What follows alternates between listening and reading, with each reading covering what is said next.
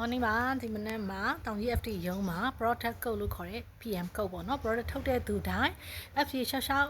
အသေးစားစမှုလိုင်စင်မဲ့ရရဒီ code တွေကိုရှောက်မှာပေါ့နော်အဲ့အကြောင်းနဲ့ပတ်သက်ပြီးတော့တာပြီးတော့လေ့လာဖြစ်ခဲ့ပါတယ်ရှင်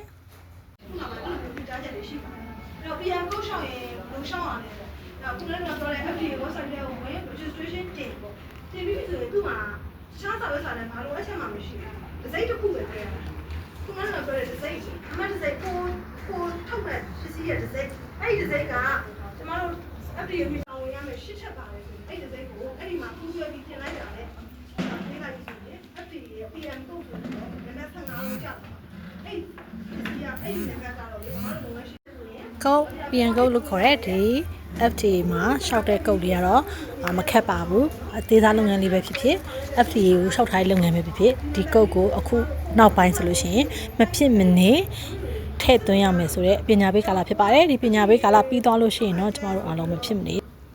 product ထုတ်တဲ့သူတိုင်းကဒီ code လေးကိုဖော်ပြမှာဖြစ်ပါတယ် PM code နဲ့ပတ်သက်ပြီးတော့သိချင်တာလေးရှိလို့ရှိရင်လာပြီးတော့မှ CB မှာမေးမြန်းလို့လည်းရပါတယ်ရှင်ဒီလားလေးတွေကိုပြောပြပေးပါမယ်နောက် view ရင်းနဲ့ပြန်ဆုံးပါမရှင်မူကောင်းရင်ကြားဖို့ကြောင်းရဲ့ပဲခိုင်မဆင်းရှင်းမခိုင်ပါအဲ့တော့ SME လုပ်ငန်းလေးသိချင်လို့ရှိရင်ဒီကောင်ကို CB နဲ့ဆက်သွယ်လို့ရပါတယ်ရှင်နောက် view ရင်းနဲ့ပြန်ဆုံးပါမယ်နော်တတား